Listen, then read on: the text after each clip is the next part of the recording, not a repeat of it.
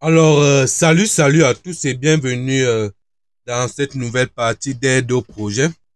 Désolé. Ok.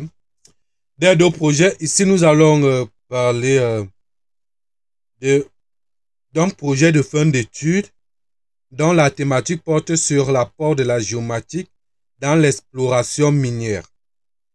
Cette thématique vient du Sénégal. C'est la Madame Aminata Fall Diallo de l'école de formation le Centre d'entrepreneuriat et de développement technique alias le G15, donc filière géomatique, pays Sénégal. Donc là, je vais, comme d'habitude, je vais vous présenter son plan de départ. Donc son plan de départ était comme tout autre plan, hein, mais sauf qu'il y avait, elle a fait plusieurs plans que moi personnellement, j'ai pas beaucoup apprécié.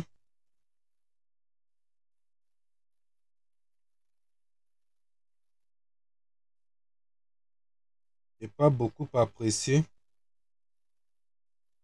Donc moi, vous savez, moi je suis toujours très direct, très direct.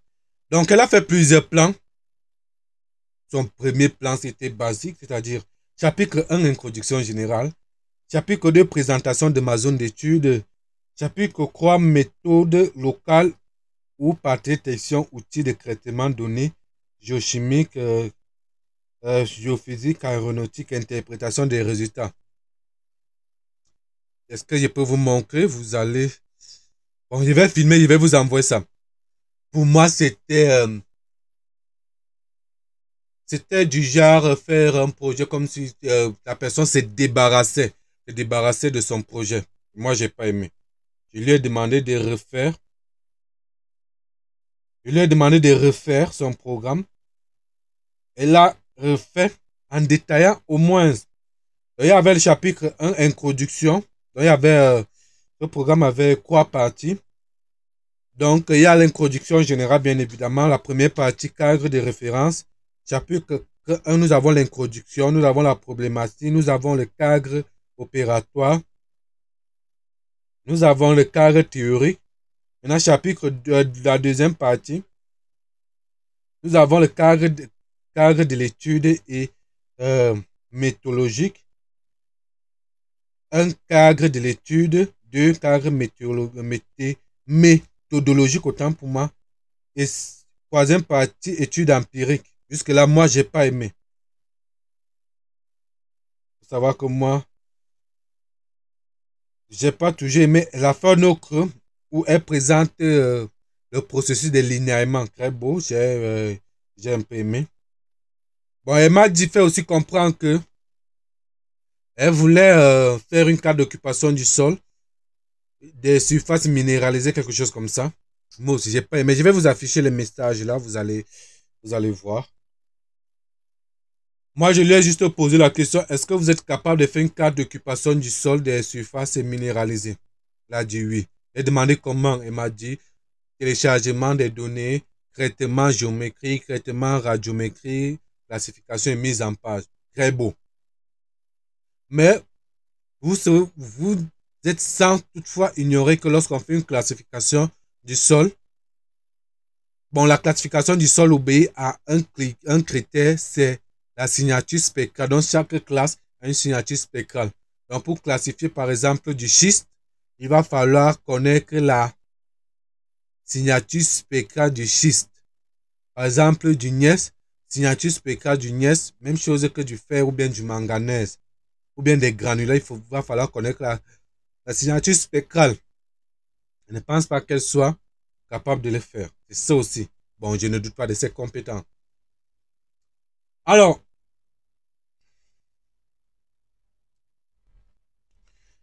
on va refaire son plan. On va refaire son plan. Première partie, on va commencer par l'introduction générale.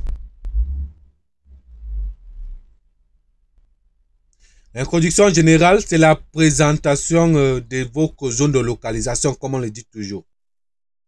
Présentation de vos zones de localisation, etc. accompagnée d'une carte de localisation. Il y a ça, l'introduction générale. Il y a aussi le but de votre thème, etc. Tous ces éléments-là, l'introduction générale, vous parlez de votre thème de manière, à vous poser toujours des questions, etc. De manière à mener la personne et aimer votre sujet au fait. Comme ça que vous posez votre question. Donc ça, c'est l'introduction générale. L'introduction générale se clôture toujours par la carte de localisation de votre zone. Parce qu'il faut localiser votre zone.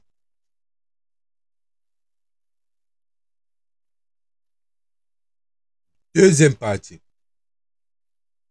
Deuxième partie, nous passons à la revue littéraire. Ça, c'est la deuxième partie. Étant donné que nous sommes en cycle de détection et que nous devons commencer par les définir, ça veut dire que la détection, détecter puis analyser, signe prendre une décision cartographique. Ça veut dire que dès le départ, nous ne pouvons pas prendre une décision cartographique. Nous allons commencer par détecter. Donc, il faut passer par la détection en fait. Donc, pour moi, je vais demander de détecter. Alors, comment c'est fait? On veut lancer, puisque ici nous sommes au niveau de l'exploration, on veut lancer l'exploitation minière de la zone. Et bien, quand on veut lancer l'exploitation minière de la zone, ça veut tout simplement dire que la zone est déjà exploitable. La zone est déjà exploitable. Les gîtes est déjà exploitable. Et même en pleine exploitation, puisque mettre l'exploitation est de manière artisanale. Je répète, vous ne pouvez pas vous lever pour aller explorer une zone pour exploiter un gisement. Vous voyez? Pour exploiter un gîte, parce que nous sommes encore au niveau du gîte, sans avoir écho de la zone. Ça veut dire quoi? Vous aurez quand même des informations sur telle zone. Les paysans sont en train de l'exploiter. Donc, on peut déjà détecter. Alors, on utilise toujours Google Earth. Google Earth qui va nous permettre de détecter la zone. Parce que une zone qui est en exploitation, il y aura toujours une disparition des arbres. Lorsqu'il y a la disparition des arbres, ça veut dire qu'il y a de la déforestation. Et si c'est un champ minier, champ d'exploitation minier, de manière artisanale, ça veut dire que cette déforestation n'est pas causée. Ce qui conduit à la déforestation, ce n'est pas l'urbanisation en fait. Ce n'est pas la construction des maisons. Ce n'est pas l'agriculture. C'est l'exploitation minière. Puisque vous avez déjà votre zone. Donc, à partir de là, vous pouvez détecter votre zone.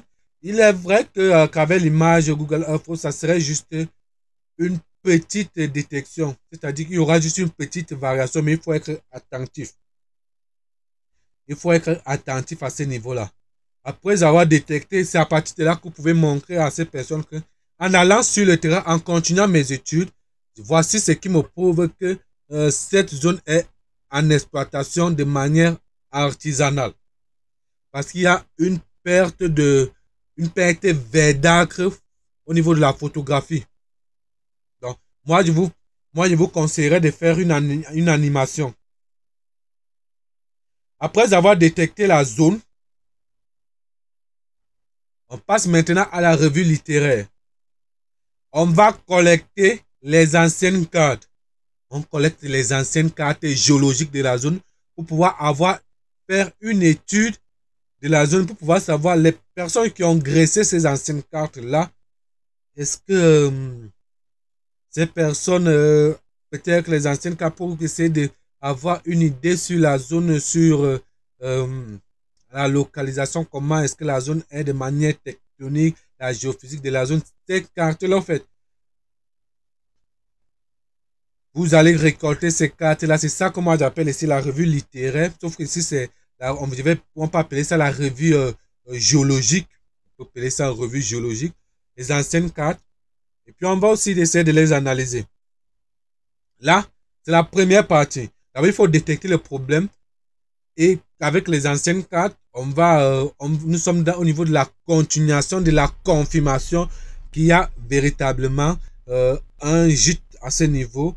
Et les structures minières et la structure géologique. On passe au niveau de l'analyse. On passe deuxième partie, l'analyse. C'est au niveau de cette partie qu'on va commencer d'abord, pour moi, par la composition colorée. La composition colorée aux cartes de linéalement. Bon, on va commencer d'abord par représenter la zone de manière en croix D. Pour pouvoir, on peut parler du modèle numérique d'élévation là à ce niveau. Donc nous pouvons parler du modèle numérique d'élévation. Donc on commence par le modèle numérique d'élévation. Il faut savoir qu'il y a une différence entre le modèle numérique de terrain et le modèle numérique d'élévation.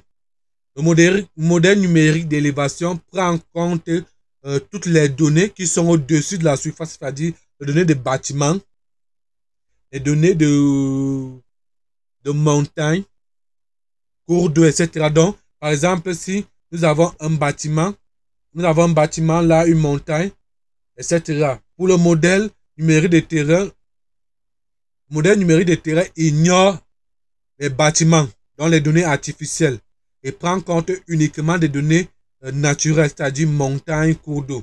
Alors que les modèles numériques d'élévation prennent en compte les données artificielles comme les immeubles, les maisons, etc. Donc, le modèle numérique d'élévation va vous permettre d'avoir une idée au niveau de l'occupation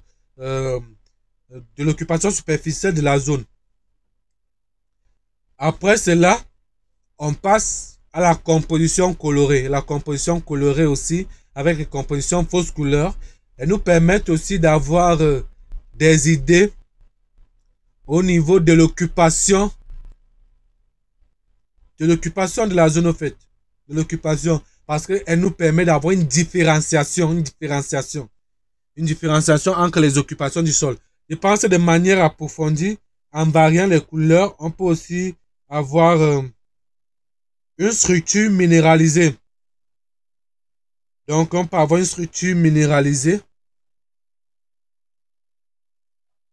Donc, comme je le disais, la composition fausse couleur peut nous aider, par exemple, à avoir, par exemple, identifier les différentes classes. Même la minéralisation en variant les fausses couleurs, en variant, par exemple, l'infrarouge avec les pics d'infrarouge, etc. Donc, les compositions fausses couleurs peuvent aussi nous aider. Après cela, on va passer aux cartes de linéalement. Carte de linéalement.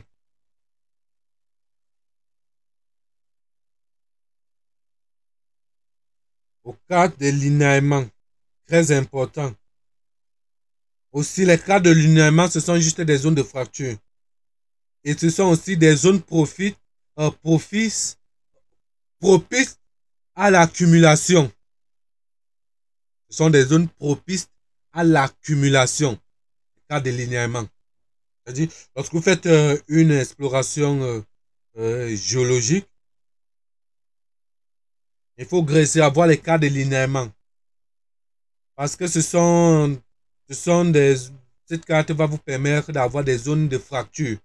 Et ce sont des zones propices au dépôt des résidus. Donc, on peut retrouver même des filons à l'intérieur. Très important. Après, on passe à la carte d'occupation du sol. Mais tout ceci, c'est de faire l'analyse diachronique. C'est pas synchronique. Ça veut dire que vous allez prendre deux périodes, comme le dit toujours.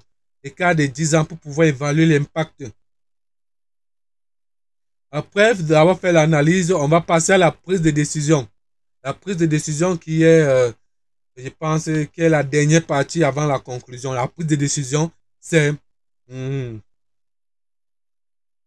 ce sont les cycles. Et là, on va jouer avec la mise en page, l'analyse. L'analyse faite, nous allons pouvoir prendre une décision. Nous allons pouvoir prendre une décision pour cette analyse-là. Donc, ça va beaucoup nous aider. Donc, la prise de décision.